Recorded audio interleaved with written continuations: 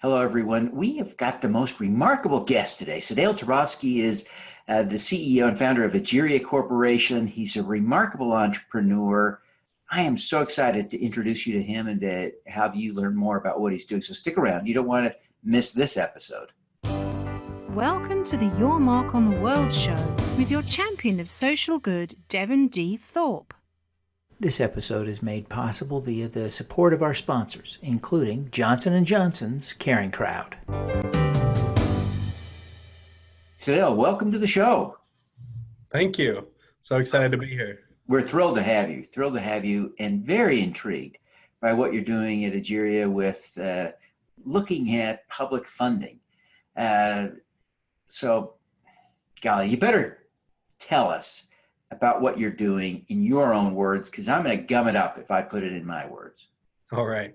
So what we're working on here at Egeria is actually mapping the entirety of the ecosystem that exists between government agencies who fund projects through grants and the stakeholders who use those. So that could be anyone from entrepreneurs who are getting funding to do clean energy initiatives to community benefit organizations working on outreach around some kind of health and human services issue.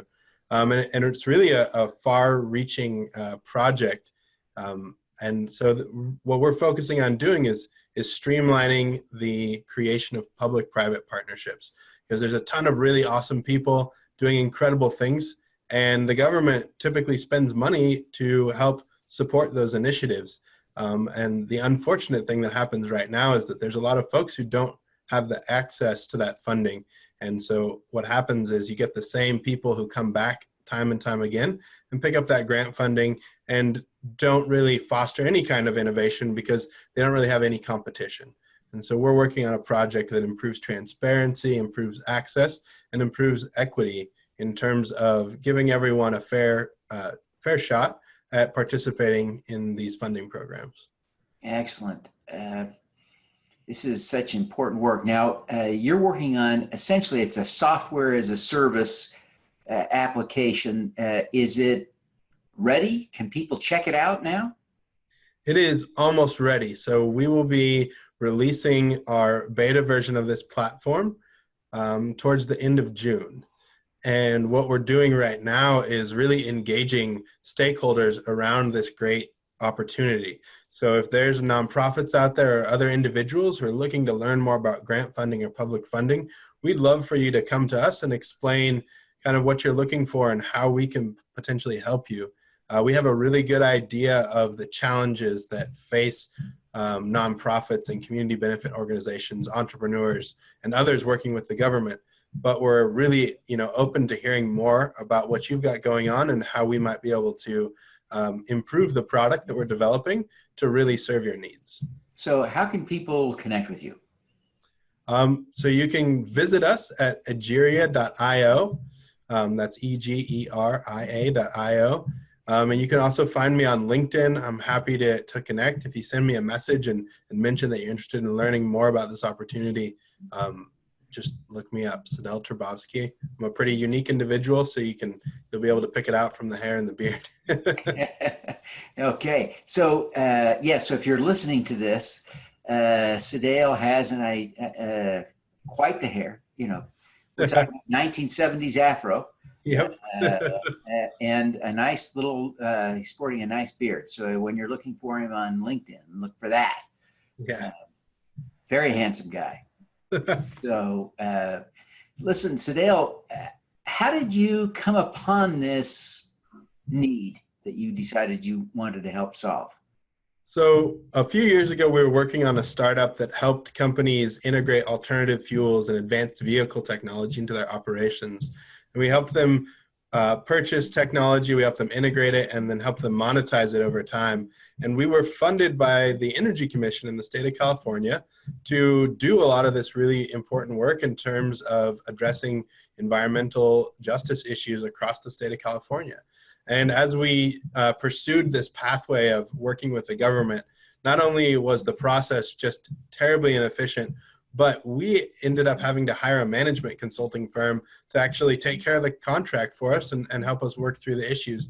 And it's not really it wasn't it's not a reflection of the Energy Commission or anyone else. It's simply a product of the system that's been built out. So the bureaucratic system and bureaucratic inefficiencies that exist really present a challenge for entrepreneurs and folks looking to make changes in the world, because typically we don't have the resources, and often we don't have the experience that we really would need to work with a government entity. And so this platform that we've developed streamlines that and makes it so that the process is just really, really simple and easy to work through. And takes that administrative burden and the burden of finding and identifying the right funding and finding a good fit off the entrepreneurs, and solves that with software. Excellent. You know, a lot of people have tackled this using a variety of methodologies. What's going to make your application, what's going to make Egeria different? So a couple of things that we're doing that are really different is, one is we are leveraging the user interaction data on the platform, and we're actually selling that information to the agencies. So we're using people's engagement with the information to help improve the services that the agencies are providing to the citizens in the first place. And so that's one of the big differentiators between us and other folks who aggregate these kind of opportunities. The other cool thing about our platform is, for the majority of users, it's free. And that's a unique service we're able to provide because we are taking that data and selling it back to the agencies so that they can efficiently organize funding around stakeholders. We're also one of the first platforms to do this in this comprehensive of a manner. So instead of getting a look at just a snapshot, folks are able to understand what the ecosystem is trying to do around them, and they can potentially leverage funding from other projects that may be adjacent, but not exactly what they're working on. And so that's a really unique value we bring to the table, is the ability to not only understand, hey, we're trying to put more electric vehicles on the road, but also being able to see, oh, there's this other company over here that's putting more charging, so maybe we should team up with them. And in that way, you can more efficiently secure funding from the agencies, as well as efficiently understand your partners and, you know, help provide value to one another in a way that's mutually beneficial. Interesting, interesting. So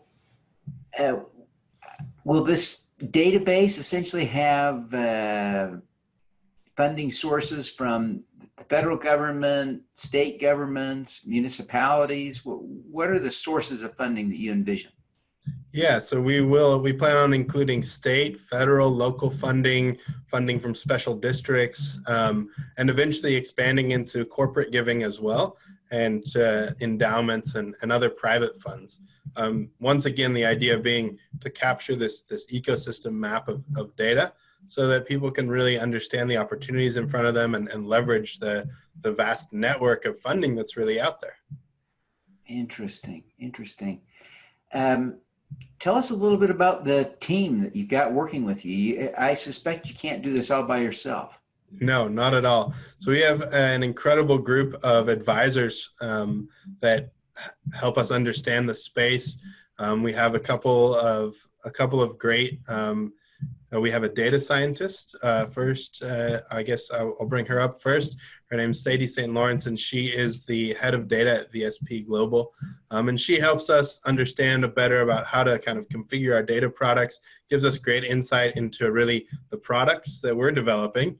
And, you know, we have the benefit of her experience. We haven't been doing this quite as long as she has. And certainly she has this deep technical knowledge that's very valuable to us. We have some incredible advisors who've worked in the state government.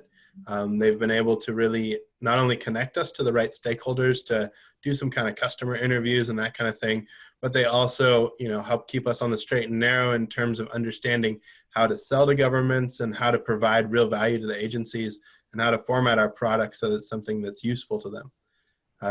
Our core team is composed of myself, Hunter Peterson, who's our lead developer, and Pichia Chow, who is another developer who we've had the pleasure of working with at several startups. So the three of us have worked together on a few different startups in the past. We love working together. We have a great time building really fun things. And we're really excited about this platform and the opportunity that we have to collaborate on another project. You were born in Davis, California, but you lived for a number of years in Argentina. How did your Argentina experience frame or influence your career? So Argentina was kind of it was a learning, it was this big learning process, certainly.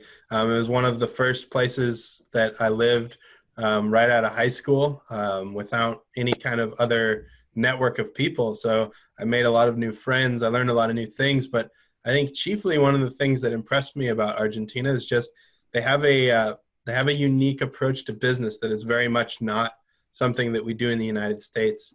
They tend to be focused more on people and personal relationships and quality of life over pretty much anything else. So there's a lot of things that don't run on time. Meetings almost never start on time.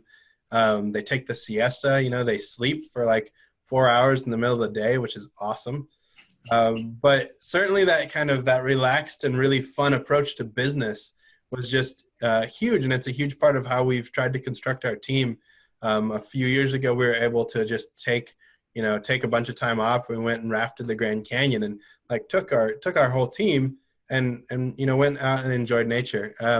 So that's a huge part of kind of my approach to business is building out companies that are going to do well, but really focusing on quality of life as well, and certainly trying to be a social entrepreneur where we can really impact and help people. Instead of just focusing on profits, but having that focus on improving quality of life as well, not only for the people in our company, but for our customers. How long ago did you start working on Egeria proper? So Egeria, we actually started in September of last year.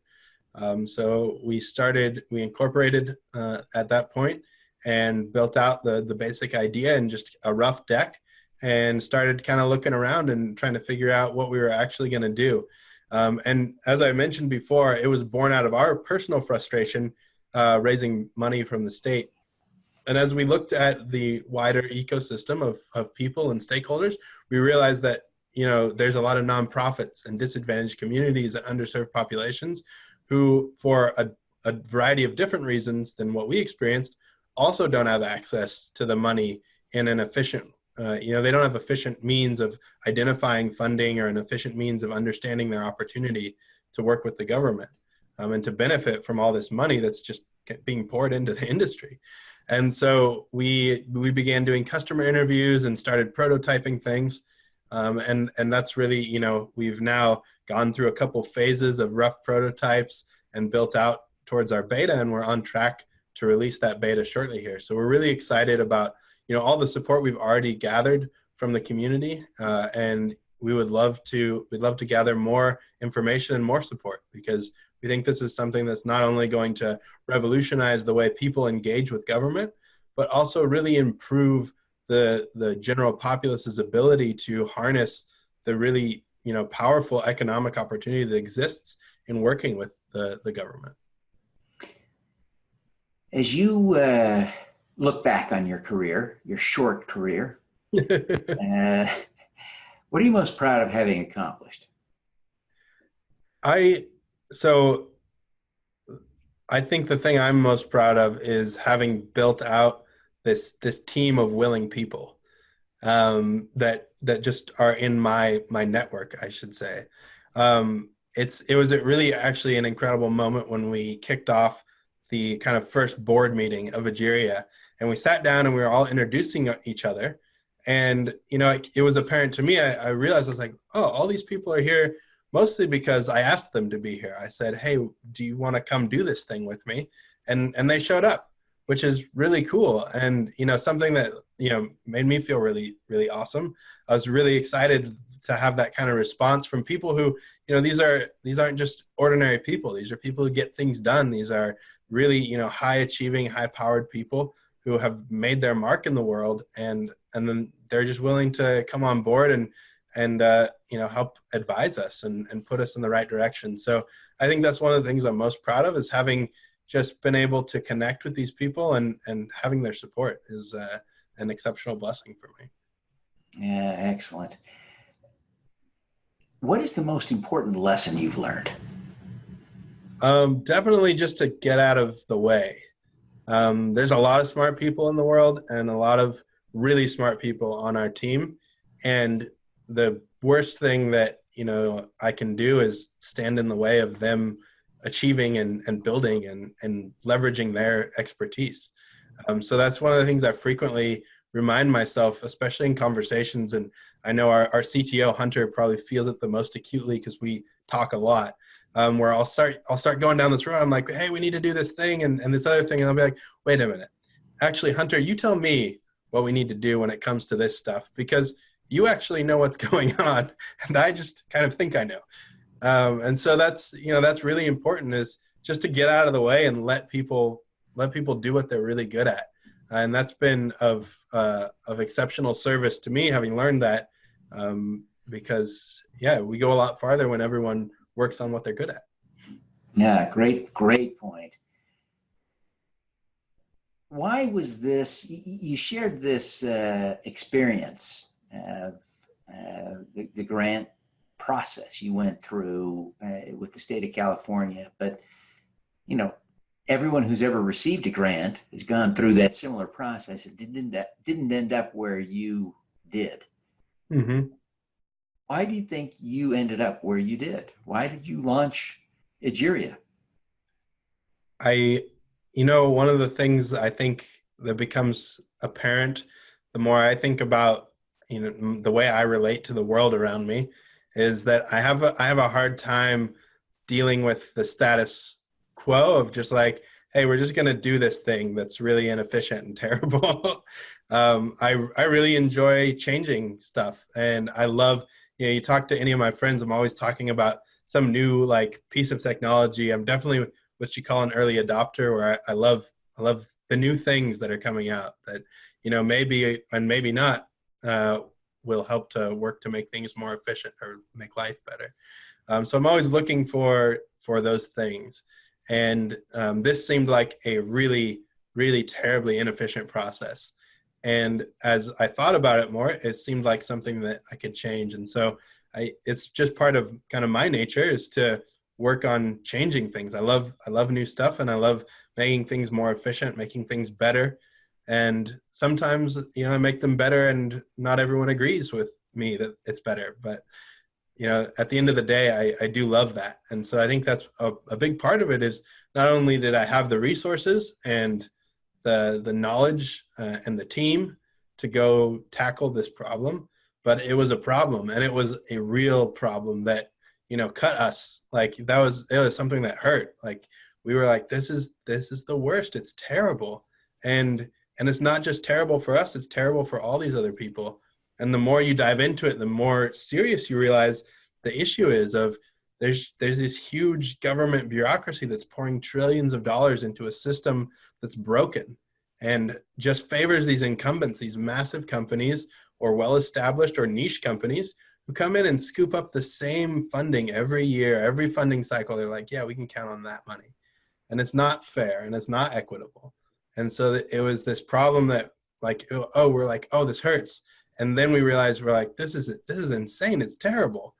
And so we committed to fixing it, and that's what we're going to do.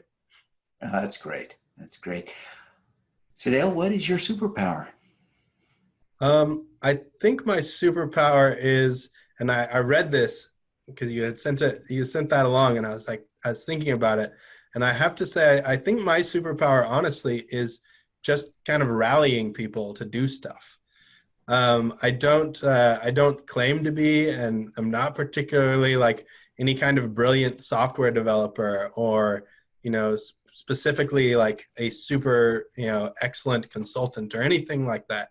But I've always had the benefit of having a really excellent network of people around me, and an excellent group of people who, for whatever reason, are willing to embark on these, journeys that I take.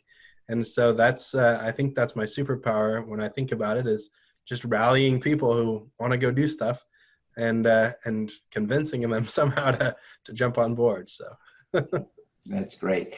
Well, Sedale, again, take a minute and tell people how they can connect with you to give you some feedback and insights about Egeria as you're building it here.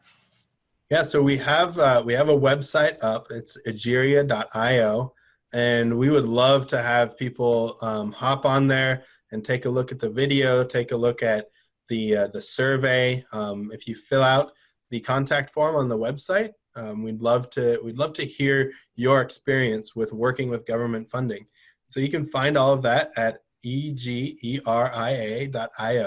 egeria.io, and then, if that proves fruitful for you, if you feel like this is a good opportunity, definitely contact me as well. You can find me on LinkedIn, Sedale Turbovsky.